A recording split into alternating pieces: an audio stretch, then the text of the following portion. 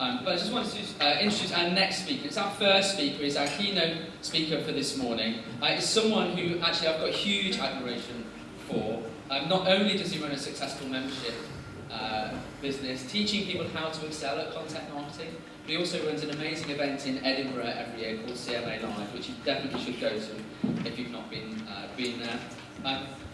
He's here to share some thoughts with you on marketing and marketing leadership and how we can all win.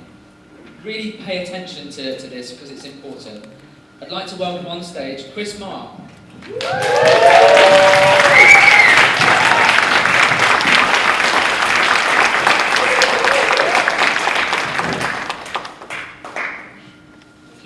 Let's give a massive round of applause to Paul. This is like a big deal. That's not big enough, come on. It's a big deal putting on an event like this. So massive admiration to him for this. It's good stuff. How are we all feeling? Good, yeah, ready to do this? Yeah? Awesome stuff. Excellent. I love Bonjour as well, by the way. These guys are fantastic. I wasn't planning to say anything about that, but I'm getting something very similar. 75, 80% open, just amazing. If you're not using it, absolutely get into it. It's fantastic. Right, so what are we going to do today? How do we need to behave to get the most from the session today? Anybody go? It's going to be hugely interactive, right? So you're going to do most of the work. What do you need to do? How do you need to behave to get the most from the day today? Anybody go? Enthusiastic, Tim says at the front there. Excellent. What else do we need to do? Anybody go? It's going to be a long session if you're not going to be interactive with me. Yes, just go. Engage. How are we going to do that? Talk to you. Talk to each other. You're going to talk to each other, you're going to listen. Excellent. What else? Listen. Going to listen. Who said that? How are we going to listen? With our ears. Preferably, right? What else do we need to do to get the most from this session? Yes?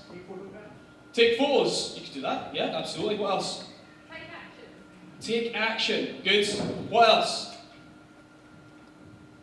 How do you need to behave to get the most from the session today? Stay awake. That sounds like it's going to be a real struggle for you. Stay awake. Oh my God. What else? Come on. What else? I'm coming down. Open-minded to some new ideas. Open-minded. Creating your own content, your own business, or your clients. Good. Open-minded. Yeah. Right? What does that mean to you guys? How do we be open-minded? What do we need to do? Open-minded, what does it mean to come into something open-minded? Try something, sorry? You try something, yeah. Try something new, maybe. How do you feel about new things, marketers? You feel good about new things. Does anyone feel a resistance to new things sometimes? You're like, I don't know, I think I maybe know everything I need to know about this topic or subject. The risk, what do you mean by that? To learn something new. You might do it. It might do that. So how do we, I think we have to separate ourselves from the new idea and the fact that we might do it, right? That's how we keep an open mind. Absolutely, open mind, it's a good one. I like that one. One more thing, right? What else do we need to do to get the most from today? Enjoy it. How do we do that? I notice you haven't got a single device in front of you. That's amazing. For a marketer. Listen, open-minded. That sounds good, right? Yeah? Don't check your emails. There's no such thing as an emergency in an inbox, right? So you can forget your emails. You don't need to do that. Right, ready to get started?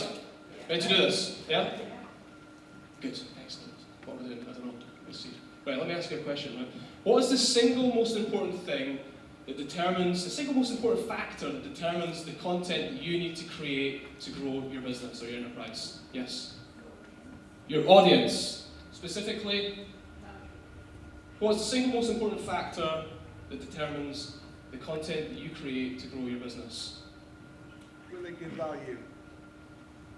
Sorry? Will it give value? Will it give value? Is that determines what content you create, the value of it? The value to my audience. The value to your audience. Can someone come up with another word for audience, please? Customer. Good. Right, that's not you. Did you repeat him? Yeah, you copied him, didn't you? You already copied him. Yeah, so that's right? Our customers. What is it specifically about our customers that we need to focus on? What they want from us. Good. What else? Answer their question. Answer Their question. their questions. Problem. Why would we do that? In their problems, why would we do that? Oh, we want to be so helpful to them. We want to be helpful. Yeah. Why do we want to be helpful though? Because we want to achieve our business objectives. For you to be successful, they need to be successful. Exactly. What else? Answer the questions, the problems. Why do we need to do it like that? We already heard it from Paul, right? Paul was talking about how we need to create content that serves our audience, right? He said something like that. Yeah, that's what we want, right? The questions, the problems, what else do we need to know intimately about our customers to help us create the most helpful content for them? Where they want to be. Where they want to be. Yeah, what success looks like for them. Good. How they do it. Yeah, it's really got nothing to do with you. No, it's where they want to be. Yeah, exactly. Or your product, or your brand, or your service, nothing like that at all. Does everyone agree with that? That your customers and your prospects are the most important factor that determine the content that you need to create to grow your enterprise and your clients' businesses as well, right? The problems, the questions, the fears, yeah, all that stuff, right? So we're here to talk about the future. But let's try and focus on what matters the most, yeah? I believe that the best organisations in the world know more about their customers than their competition or anyone else. They get closer to their customers better than anyone else, and they manage to do that in an emotional way, right? They can emotionally connect with their customers better than anybody else. With an absolute focus on your prospects and customers and their problems and their questions and their fears and their anxieties and their objections, what else is there for us as marketers, really? What else is there? Well, there's everything else, Chris. There's 5G, there's AR, there's VR, there's AI. There's all of that stuff that's distracting us. Yeah? The future of marketing. But does it really matter? This is what we need to do as marketers. We need to become obsessed with our customers. Why do we need to become obsessed with our customers? How many organisations say that they are focused on their customers? We're customer focused. But are they really? As marketers, you're able to spot it really quickly just by looking at their marketing. How customer focused are they really? When they're talking about their brand and their products and their services and how much money they gave to charity and how many awards they've won, blah, blah, blah. How many collective years of experience we have in our industry. Does it matter? I don't think so. We need to become obsessed with our customers. Let's be who we are. Intimately understand who our customers are. Do you agree with that? That's something that we need to be. You want to be here, you want to drive the future of marketing, it has to be about your customers. It has to be. So what can you do better? What can you do in a deeper way with your customers? How can you emotionally connect with them in a better way? I'll tell you a quick story. I've got a few stories to share with you, as you would imagine. So this is Cara Mackay, the most beautiful woman in the world. Also my partner, so it's not that creepy. A little creepy, maybe. That's Marcus Sheridan in the middle. I'm going to talk about him in a second. That's me on the right-hand side. Cara is the managing director of Gillis & Mackay, which is a shed business. Anyone have a summer house or a really beautiful shed in their garden? Hands up. Hands up nice and high so I can see. Who wants a summer house or a nice shed in their garden? Hands up nice and high. Cara prospects. There we go. Look at them all. Look at them all. Cara's here at the back. You heard. I've not been heckled yet. Is she? Yes. I've not been heckled by Luna yet. She's here too. Cara is the managing director. So appointed the managing director of Gillis & Mackay a couple of years ago. It's a 30-year-old business. Started by her dad, John, and her uncle Grant. Family business, great story, good tenure. Cara went to university, got her degree, business degree. She's been in the business since she was 14 years old. And about 3 years ago, she came to an event that I was running, similar to this, in a similar scenario, sitting down. I've got my degree, I've been in the business for 15 years. What can this guy tell me about sales and marketing that I don't already know? Turns out quite a lot. Because they don't teach you this stuff at uni, do they? No, they don't. So Cara recognised in that moment, the moment similar to where you are now, is that although they had a great product, a great story, I mean, the product is beautiful. It's 4 or 5 times market value, right? It's expensive. And so it should be. She realised in that moment that there was a gap between the business and their customers. How to communicate, but not just that, how to listen better than her competition, how to be the best listener in her industry and respond in the best way in her industry. There's lots of words I'm using here, best being one. That's the key to this whole thing, is to be better. So guys, how can we be the best? What can we do to be the best? So Kara's got loads of stories like this. This is Stephen Marshall. Stephen Marshall was in the market. How much do you think one of these is? 30, 40k? 30, 40k, Kara? 30. And the go-to. Good. About £30,000, yeah, roughly. In Scotland, it'd probably be about 50 in England. So Stephen was in the market for a bespoke studio for his photography business, about 30 grand he's spending. How much research do you think he did about this project that he was getting into? Loads of research. Of course he did, because he's spending 30 grand on something that's going to be where he's going to build his business from. It's going to be there for a lifetime. One of these things will last until he dies, hopefully. So he's in the market for this. He'd heard of Gillis Mackay before, right? But before he contacted Gillis Mackay, he did all his research online, as you would imagine, right? We're going to talk about this later on as well. So before he contacted Gillis Mackay, even though he knew about it, he did all his research, and he used the Gillis Mackay website as his reference to understand the industry and understand the market. Cara is the Wikipedia of her industry, right? So when you search for something and you try to understand what this looks like, what does this industry look like, Cara was teaching him what that success looks like in his life, right? How much trust do you think he had with Gillis Mackay by the time he'd done all his research? Enough to spend 30k by this, definitely, right? So he contacted Cara for the first time. He went to Cara with a 4-page PDF document that answered all the questions that Cara needed to know about his bespoke studio. All Cara had to tell him was what the price was and who to write the check out to. And that was before he even met her for the first time. It wasn't until weeks later that he came to Gillis Mackay to meet Cara. Now, think about how you behave as we're all consumers. Would you agree with that? We all buy stuff. But for some reason, we can't think like our prospects and customers because we're too busy thinking like marketers. Right? We need to think like our prospects and our customers. Just like Stephen. Stephen is one of hundreds of people, just like him, that have been through the same journey. Builds research online, use the Gillis Mackay website as a reference tool, trust Gillis Mackay, buys from Gillis Mackay. And how is Cara able to do all of this? How is it possible that Stephen was able to do all his research online? Well, Cara has answered all of her prospects and customers' questions online. She's answered all their problems, addressed them, their anxieties, their objections, everything. This is just an example of our YouTube channel here.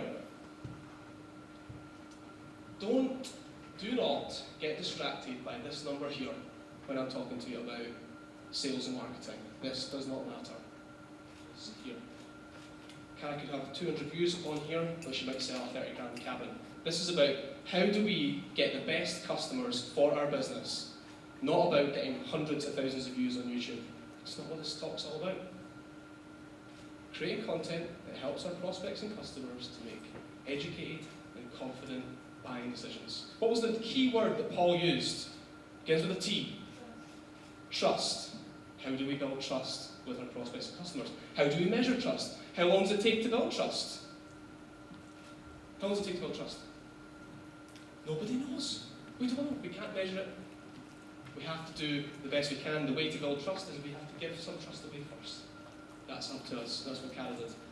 So she's got her blog, she's got her videos, she's answering questions, she's doing some amazing stuff. She's even reviewing her competition. She's talking about her competition on her website. Why? Because her prospects are doing that anyway. They're researching online. Well, what's the best shades in Scotland? I better talk about them, because my customers are talking about them. If I can make that process easier, faster, better for my prospects, then they're going to want to do business with me. Does that make sense? This is what it looks like. This is year on year, last year compared to the year before. A 41% increase in sales just from content marketing and a £350,000 increase in sales. Not bad. And we just did the numbers the other day there, and she has doubled her operating profit from last year. And I think a bit in half the time. Doubled it in half the time. So it's going to be 2.5 times by the end of the year, something like that. Something ridiculous. This is taking care of about 3 years. So there's a timeline for you. About 3 years to go from the gap that we recognised to having authority in the marketplace. We've been in the business for 30 years. You'll all be in business for probably 30 or 40 years. What's 3 years? Really, if we're trying to be the best. It's not a huge amount of time. And this was all from the girl who said fucking on LinkedIn. Would you believe it, right? Game on. You said bullshit and wanky. I had to come in. Anyone who's heard of Cara before today? Hands up. All the front row. Yeah, so she's got a bit of a cult following on LinkedIn. If you're not following her, get into it. It's great. The comment section, I can't read them anymore, but you might find them fun. So what are we going to do about this, guys? What are we going to do? What's the lesson? What's the challenge for you? Are you truly obsessed with your customers? Are you though? Are you listening to their problems? Are you answering their questions? Are you responding better than anybody else in your industry? And that is the key. Are you the best? What could you do better? Could you go further? Could you do it better?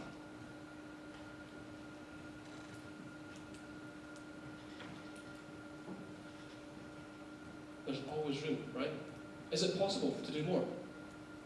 Is it possible for you to do more? Who said yes? Of course it's possible.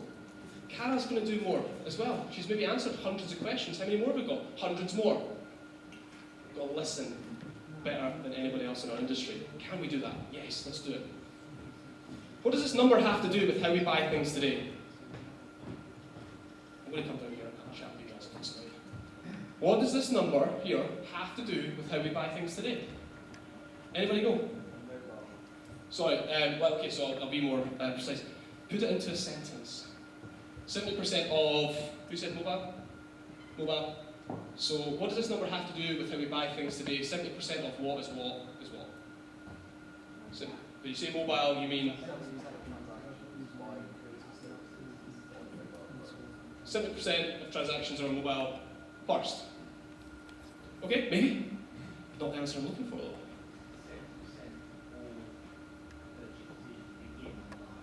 70% of all purchase decisions begin online. Good. Smarter than it looks. Come on. Is it 70% of transactions from people you trust, from a company you trust? Maybe. Not the answer I'm looking for. Paul was close, by the way. Paul was close. 70% of transactions are done online. Right, so what was it, Paul, exactly? Well, you've got a second chance here. You've got a second chance here. I think I went with 70% of all purchase begin online. Okay, it's very close. It's very close. 70% of all purchase decisions begin online. Someone from the back. I'm going to pick on someone. 70% of people go online first to check peer reviews and check everything about the business before they take any further action. It always takes about 4 or 5 to get there. You're very close. What's your name? Zala. Zala. Right, good Zala. Excellent work. Do you want to repeat that? Gladly. Let's say 70%, I don't know if it's correct, but people will go, we live in a world where people will go and check all the reviews, they will check all the chatter that is about what I want to buy or what I want to do, whom I want to do business with before they jump into action. Thank you. You can do the rest of the talk if you like. That's good, right? Does anyone disagree with that? Anyone sort of think, that doesn't sound right? We do all our research online before we contact the business for the first time. We do it all the time, don't we? So let's take an example. let's take an example. Imagine you were going to buy a summer house for your garden. You look out the living room and you're like, nice little patch there in the grass, the sun hits it at night. You could see me and my partner sitting there drinking a glass of Prosecco in the sun. It's Saturday night at home. What's the first thing you're going to do? Anybody go? You what? Sorry? Google it. You're going to Google it, yeah. You're going to Google it. Of course you are. But what are you going to search for? Exactly. You're looking for a summer house. You've just become aware that you want a summer house. What's the first thing that you're going to do? What's the first thing you do? Google it, and you're going to Google what? Summer houses, and then what? Come on, there's like 20. Cost, size, good. Delivery. The cheapest. Pictures, Pinterest, looking at different colours, shapes, sizes, roofs. Planning permission, good. Yes. What else? The cheapest contractor. let's The say, cheapest or contractor. best price, or Yeah, exactly. near me, or Yes, near yes. my house. Near you, good one, actually, yeah. Near me, yep, good. What else? Pardon? Quality. Yes, okay, good. What about quality? Imagine you're in this situation. This is a lesson in thinking like a customer or prospect, right? Insulation, not double glazing. Insulation, double glazing. Why would you search that? Like, I want to be warm. right, so you ask a question, but there's intent there, right? Why do you ask the question? Because you want to be warm, you want to make sure your summer house is protected in the winter time. Good.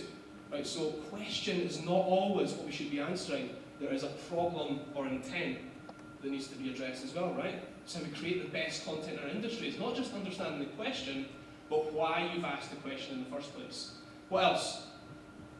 You're searching for a summer house, it's Saturday night at home, you haven't left your house yet, you never got in the car to drive through, to see all the manufacturers in your area, because that would be insane. Sorry?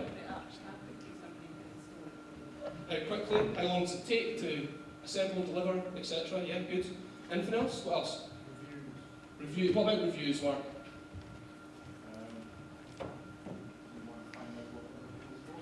Read reviews. Everybody reads reviews, right? For everything. It's amazing how someone we've never met can influence our buying decision.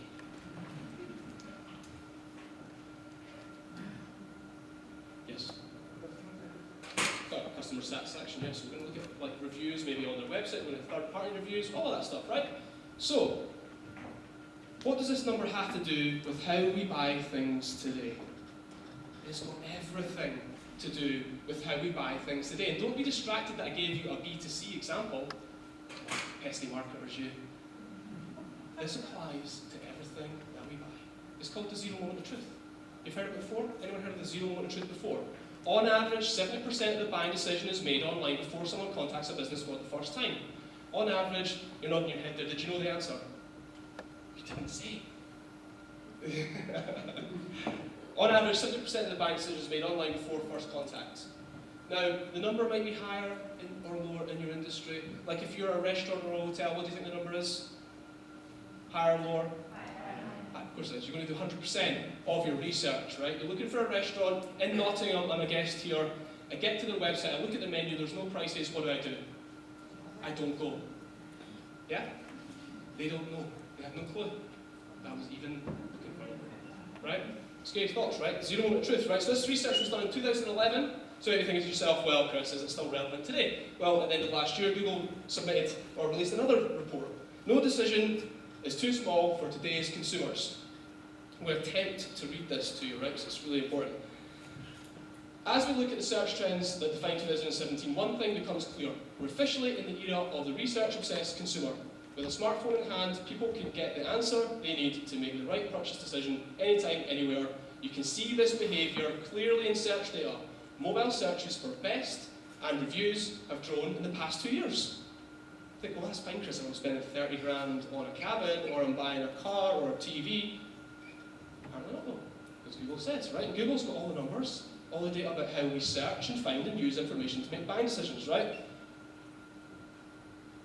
Moisturisers, water bottles, salt, stuff like that. We are obsessed about where we spend our money. Why are we obsessed where we spend our money?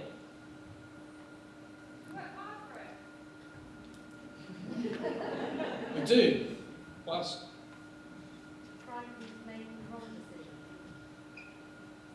What's your name? Sorry. Thanks, Nikki. We're what, sorry? Frightened of making the wrong decision. Why are we frightened about making the wrong decision? There are so many options. There's options, but what else? Anybody go? Why else are we frightened about making the wrong decision? Yes? We're insecure, maybe. This is not a therapy session, by the way. What else? We don't want to waste. Sorry? Yeah, we don't want to be ripped off, do we? Everyone's been ripped off. We don't like the feeling of being ripped off. We want to be confident when we're making a buying decision. We want to know what we're buying. We want to know where we're spending our money. How do we do that? We do our research. Yes, we do. That's what we do. Don't want to be ripped off. We do our research. The zero moment truth is a real thing. You take the 70%, right? Do you think that number is going to go up or down over the next 3 to 5 years? It's going to go up. Why is it going to go up? Why do we think it's going to go up? There's more content, it's more readily available, it's becoming more trusted.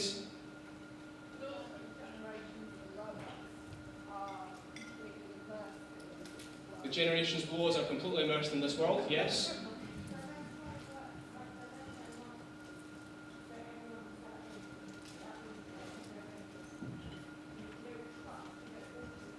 No, we don't. In most cases, actually, we're working against having less trust than we ever have because we've been ripped off by all the people that we used to trust. So we just don't trust the same. So we have to think like prospects. You have to give them the information that closes that gap called the zero moment of truth. How can we make the zero moment of truth faster? How can we get them to 70% or whatever that number is in your industry? How can we get them to 70% quicker? Because if you get someone to 70% faster, they're going to spend money faster with you, right? And maybe even become a better customer for you as well. You need to think about that, right?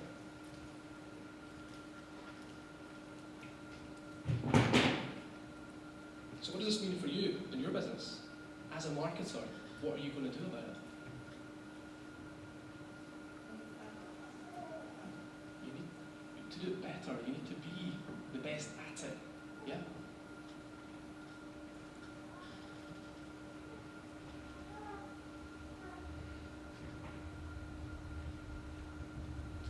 So, there's some good news and bad news here, right? What can you assume if someone does contact you for the first time and wants to buy something from you? Like Stephen. What can you assume? They've got a pretty good idea of what they want to buy, who they want to buy it from, even if you're in like a mix of maybe the top 3 options available. Would you agree with that? So what do we need to do in that situation with a prospect that's contacted us for the first time? Sorry? Deliver excellent customer service, yes. Notice how you didn't say, try and sell it to them. Right? It's a good chance you have to sell at that stage, right? Help them, answer their questions, tell them where to sign the check. Yeah? What's the bad news though? What's the bad news if you're not trying to win the zero moment of truth? What's the bad news? Someone else definitely is, right? Someone else is definitely trying this. Right? Definitely. What else? What's the result of that? If you're not doing it and someone else is, where are you? Where are you? Can people find you when they've never heard of you before? You don't even have a seat at the table. You're not even in that 3 that people are comparing you against. You don't exist. If you're not trying to win the zero moment of truth, you're losing customers that you never even knew that you had the chance to get. And that should come up on the slides.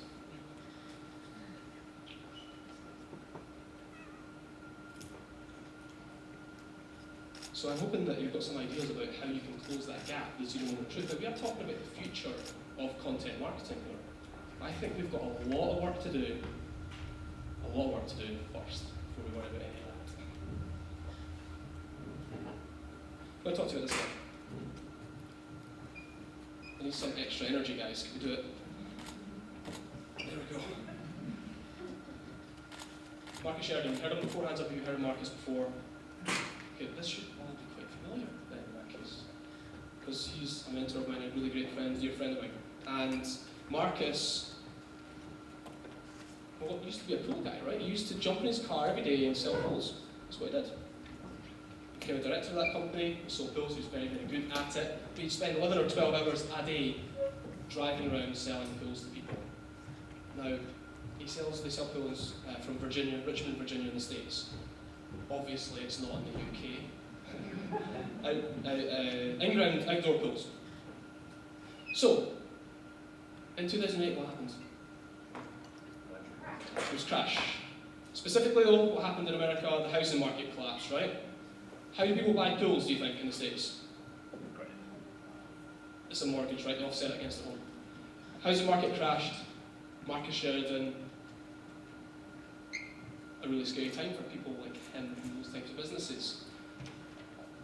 He thought he was going to have to sell his house to survive, to pay his staff. And he did survive. Back against the wall, brink of disaster. Marcus started to do what I'm talking about today. He started to listen to his customers, he started to answer their questions, he started to address their problems, understand their objections, understand exactly how to serve his customers in the best way. And he saved his companies as a result.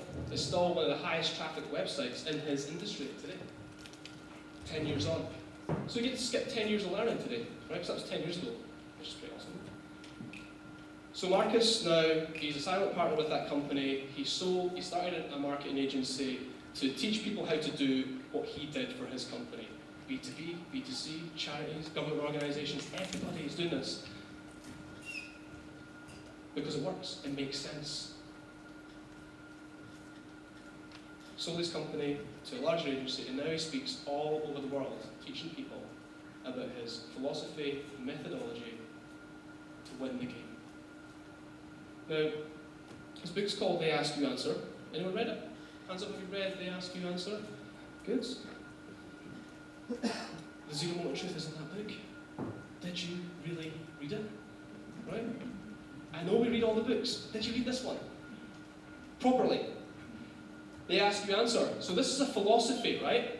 You ask a question, it's my responsibility to answer it. I take that seriously. I want to be the best. I want to be the Wikipedia of my industry. I want you to use my website as a resource to buy the thing, and even be prepared for you not to buy it from me, but to get your education here. Marcus only sold pools in one state, but they've got the highest traffic website. They are truly the Wikipedia of the industry, just like what Kara's working towards, just like hundreds of other people are doing as well. Now, there are 5 key topic areas that will move the needle in every industry. 5 key areas that every prospect needs to understand before they make a buying decision. 5. That's it. 5 key areas that every prospect needs to understand to move through the sales process, to feel confident when they're making a buying decision. What are the big 5 areas, right? We've mentioned them already. What do you think they are? Sorry? Trust. These 5 create trust. So we need to be more specific than that. What are the 5 things do you think everyone needs to know to make a buying decision? We've done this already. Sorry? We need to know price. Have you ever bought anything without knowing what the price is? Right? Price, yes. What else? Quality. Okay, good. Mark, you mentioned something earlier. You did mention reviews. Good. Yes, you did. You got it. Reviews. What else? Price, cost reviews. Benefits. Okay, good. What else? Delivery times. Good. Specifically for summer houses, yes, we mentioned that. There are 5 key areas that we need to address, and we need to be the best at addressing them in our space to allow our customers and our prospects to make an educated and confident, thus a trusted buying decision. Competition. Competition. Who said that? Sorry, I can't see you. Oh, Howard. Yeah. I could just see you. Best dressed man in the room, I think. Howard at the back there, we need to understand our competition. What Howard really means by that is, what's the difference between us and our competition? Ever been asked a question like, what's the difference between this and that? Yeah, that's comparison, right? How do we compare? I won't hold you on any longer. This is the big 5 areas that we need to address. We all need to be the best at these. And until you've done all of these, you may as well forget about everything else. This covers your SEO, this covers being found before anyone's heard of you before, it makes you tune into what your audience are asking and what you need to address. It ticks all the boxes. There's only upside in the big 5. What's missing? Do you think? Oh, Chris, where's the how-to content? Where's the how-to content, Chris? Well, most popular content, especially in the marketing space, right? It's on the list. Price, cost, problems versus comparison, reviews, and best. That's what we need to do. We need to own that space. We need to own the conversation. We need to become the Wikipedia of our industry. Just like Debbie has, right? She sells fits, repairs, saunas, hot tubs, steam rooms, pools, that sort of stuff. Right? Eagle Leisure, based in Glasgow, Ayrshire. And she won an award this year. This is Debbie here. Obviously, that's not Debbie. Debbie doesn't have a beard yet. Debbie is... You know you regret immediately something you said because you were ad-libbing and you should have done it. That was one of those moments for me. This is Debbie. Debbie has done amazing over the last year. A year ago she was in a setting just like this. She thought she was doing content marketing. She thought that's what she was doing. But she wasn't. Because she wasn't thinking about how content integrates with the sales process and how someone goes from, I don't trust you, to I want to buy from you, and how to speed that whole process up. She missed that whole thing. So Debbie cracked it. She's absolutely cracked it. She's the in-house marketer at Eagle Leisure, which is a family-run business, and even a year ago her parents didn't really understand what she was trying to do. And she's won them over because she got results. A couple of quick stories. This one here, she didn't buy a self-cleaning hot tub or swim spa. A prospect of hers was looking at the people who sell the world's best self-cleaning hot tub, which is lies. There is no such thing. So she searched for it. She found Debbie's blog on dispelling the myths of the self-cleaning hot tub. Problems with. She came into the showroom, bought a hot tub, $7 grand. Just like that, right? If Debbie never had that article, that customer wouldn't have found Debbie, right? This one here, one of our home sauna. This was an interior designer who had some clients who wanted to build a home sauna. So the interior designer went online, did some research, found Debbie's articles, wanted to take her clients into Eagle Leisure to have a look, ended up buying a sauna and a hot tub, 24 grand. Because they felt like they trusted them. In fact, the customer actually said to Debbie, I wanted to come in just to make sure you were as awesome and as knowledgeable as you made yourself out to be online. Just needed to see you, as sometimes happens. But not in this last story. This person spent 16 grand without ever meeting Debbie from this one article and video, how much does a steam room cost? Another interior designer did exactly the same thing. Did the research online, phoned up Debbie, got a quote, paid for it online. Job's done. Didn't even meet Debbie. What's the point? Faster sales cycle. She made sales that she would never have made before. She justified the content does actually work. To her parents, which is a big factor in that buy-in from leadership. She has made more money now than she ever had before. A year ago, she wasn't even doing content marketing. She really questioned, this actually doesn't work. She didn't know. She wasn't doing it the right way. She's made more money as a result. She's sped up her sales process as a result, and she's integrated video and email marketing and blogs all into all of that, right? So you wonder, how does a blog get us customers? This is how it works. My challenge to you is it possible for you to become the Wikipedia of your industry? Do you feel like it's possible for you to become the Wikipedia of your industry? Yeah. Damn right it is, and it bloody well should be. That's exactly what we need to be working towards, right? If you don't feel like you could do this, I think you've got to ask, like, are you in the right space? Do you feel as passionate about the thing that you do as you should? We need to own this space. Let's wrap things up. I'm looking at the timer. It's ticking away. Marketers, friends, what frustrates you about the future of marketing? Anybody go? I don't envy you right now, Paul.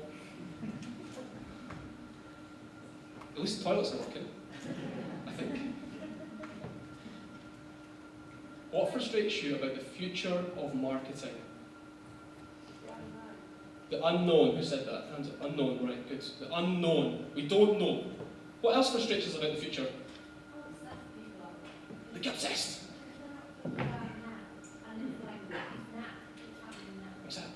ruin it. Yes, it's happening right now. Of course it is. You get obsessed with it. What else frustrates you about the future? Come on, guys. What frustrates you about the future of marketing? As a marketer, change. Speed of change. Yes, that's the factor. We don't think change is negative. It's the speed of change, the immediacy of change. Yes. What else? Fear of losing business personality. Fear of losing business personality. Yeah. Who said that? I'm absolutely blind here. Yes. What do you mean by that? Having to compromise to adhere to a different audience. Why would you have to do that? Go about things in a different way that they might prefer. They might prefer. Yeah. Oh, okay. Interesting. Thank you. What else? Worried about trying to keep up. Who said that? Sorry. Yeah, I'm totally blind here. Sorry. Hey, good. Good, thanks. Trying to keep up with everybody else, right? We're comparing, honestly. Just ignorance is so blissful. Honestly, it really is. We compare ourselves against our competition, our peers. We need to stop that. Good. What else? Sorry, there's something. Race to the bottom on pricing. Again, that's comparison. It comes from comparison, right? The shiny red ball syndrome, right? Trying to predict what's next. We're obsessed with it. We want to be. I'm a marketer. I'm not a futurist. I get paid to create content that helps to grow businesses. I don't get paid to think about the future. We're all terrible at thinking about the future. We predict the future based on what we know right now, but the technology that we could predict the future with hasn't even been invented yet. We tend to think about the future in straight lines. And as Paul said, marketing is perhaps the fastest changing landscape in business today. Yeah? So what do we do as marketers? How do we keep up with everything?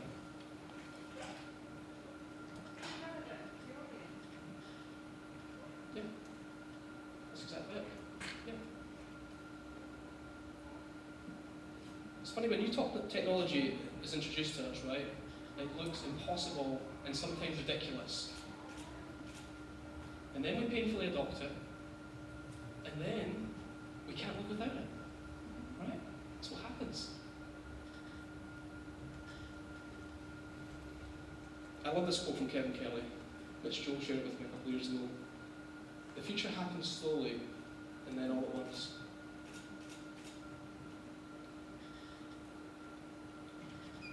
So like you said, the future of marketing is what's happening right now. We need to see the future. It's almost as if there is no past and no future.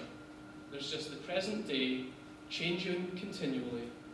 And as marketers, we just need to be the best we can every single day to stay relevant. That's how we remain relevant today and into the future. We become obsessed with our customers. We work towards becoming the Wikipedia of our industry. We accept the future as a process. It's a process of continual improvement in this age of inevitable and continual change. That's what we need to do. Your future success with content marketing hinges upon your ability to understand intimately how your prospects and customers make buying decisions. You don't need to worry about anything else. This is how you grow your business. This is how you grow your clients' businesses. This is how you grow any enterprise. It has been that way for hundreds of years. It will still continue to be that way for hundreds of years, regardless of technology platforms. The future of content marketing is right now. Don't forget to be awesome, everyone. It's been great sharing the stage with you. Have an amazing day. Thanks so much.